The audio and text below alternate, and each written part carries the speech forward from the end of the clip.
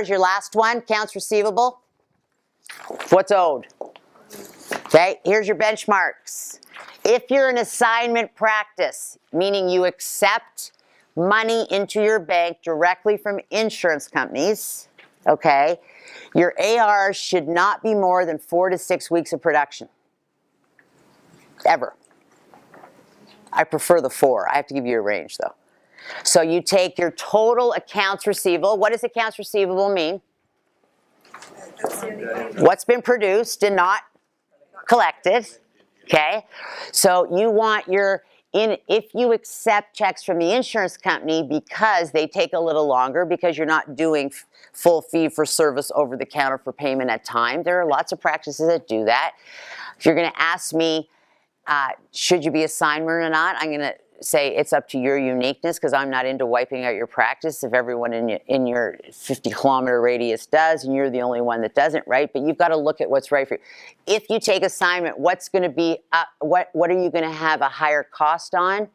Is your admin cost. Because managing insurance could be, in a large practice with, say, 3,500, 4,000 patients, oftentimes, can be almost a full-time job.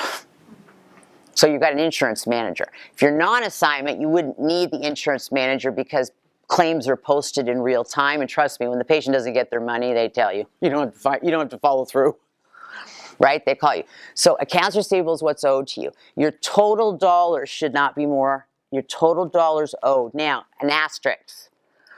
Or if you do ortho, you do monthly payments, $50 till I die. That's a whole other conversation in February. The time and value, and you're not banks, right? But you want to make sure that you're not including your long-term financial arrangements. It happens a lot when people do ortho or Invisalign, right? They carry accounts on their books. Okay, so 4 to 6 weeks is your total dollar. Here's the deal. You do not want more than 10% and over 90 without the asterisks. Repeat that. No more, out of all your accounts receivable, not more than 10% in over 90. Oh, 90 days. Yes. So what day of owing do you think the best day is to address money owing to your practice? Well, day one, if it was day one, you would have collected it. Right? You don't want, your goal is you do not want your owed money to go from 30 to 60. There's a time and value loss. The longer you wait for your money, gang, you lose value of the day it's deposited, okay? And like I said, I can show you. I'm doing this big picture so you don't just do segments of engines. You can see this is the big picture. You can start to look at this. We'll drill down into these really deeper as far as systems and plays in the playbook. But with accounts receivable I will tell you, I don't know many people that love to do collection calls. And collection calls is a reactive approach for lack of a financial policy and arrangements at the time the service was delivered. Then, if you take insurance, you've got to have someone watch all the claims coming in. Some of them are putting them right in your bank account and people aren't even knowing. They're doing direct deposit now. Now, here's what insurance companies do to make it hard on you. You've got a certain amount of patients, they bundle and batch the payment. Those of you know. Okay, please don't just post the total payment without pulling it out and attaching it to the what? The patient. It's a big mistake made. Common, actually, believe it or not. You guys are smarter and savvier maybe, but common thing is, oh, we got $10,000 that was posted on the daily deposits. Well, who's it for? Now, on the converse, statements.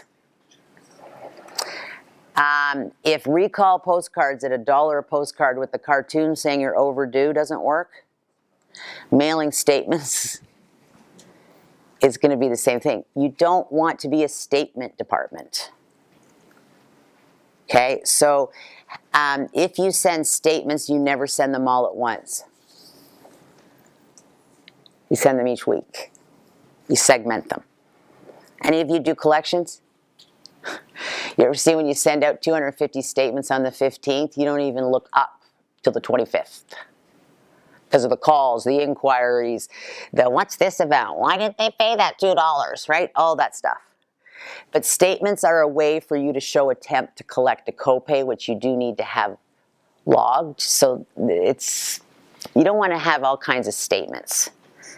Okay, that if you're watching your claims, you're posting them to the patient when the payment comes in, okay, then you don't let your dollars owing move past 31 days. You've got a healthy accounts receivable. You're going to have a lot of AR in under 30 if you take assignments. Okay, if you don't take assignment, I saw a practice that had less than $200 in total AR, and they're a $2 million practice. I went, wow.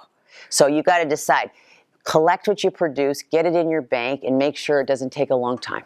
You deserve to be paid. Everyone else that provides services gets paid at the time they render, or soon after, unless you talk to physicians. It's a whole other story. Or you go to OHIP in another province.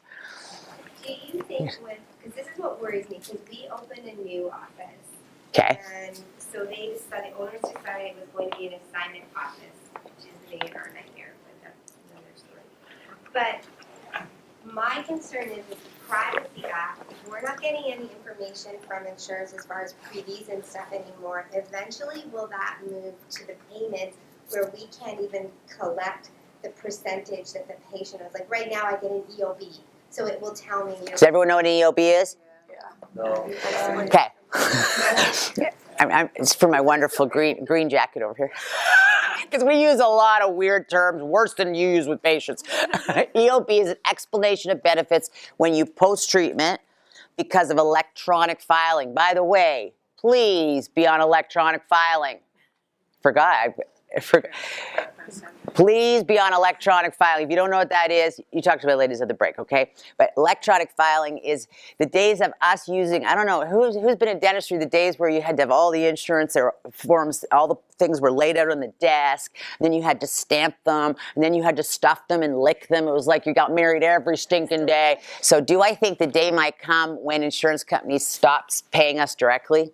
Could happen. Some insurance they do it. Yeah, some do it right now, some refuse. It goes to the patient, and you've got to know who those are, because I'll tell you, when the patient comes in and the check goes to their house, they go shopping, no matter how nice they are. It's like, right? So you've got to know remember, you're not being dictated by it. You're providing support to help us learn together to maximize your policy. And I'll do the best I can, but they do not share it with us, they do not tell us, and they do not let us know if there's been a change. So when someone calls and says, why did my insurance not pay for this? They paid for it last year. What are you going to say? I don't know. Great question. Great question. There is no way for us to know the answer to that. See, it's just a nicer humanistic way than saying, I don't know. Right? Because they'll think you're not telling the truth, right? So there's no way for us to know of what changed in your benefit package. I'm sure your HR department notified you. You got some kind of memo or email. Here's a great example. I sponsor a child in Africa for, what's it called? World Vision, thank you. Right? So they called me the other day. I go, oh, did my payment bounce? Right? Because it's on an auto what? It's on an auto payment. I found this very interesting. It's fresh in my mind. So I'm on an auto payment. I go, oh, did my credit card get declined? You know what? What do I need to do? They go, no, you're fine. They just wanted me asked to do another child. Okay? And his name's Lucas. So anyways, and then they also wanted me to go into this special program where I had a chance to go visit. Like they're upselling me is what they're doing. Yeah. Right?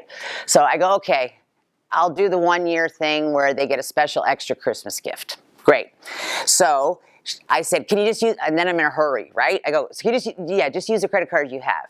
She goes, actually, no, I have to transfer you to our financial department. I go, I don't have time to give you all that information again. Just use my card. Like I'm in a meeting, right? I just use my card.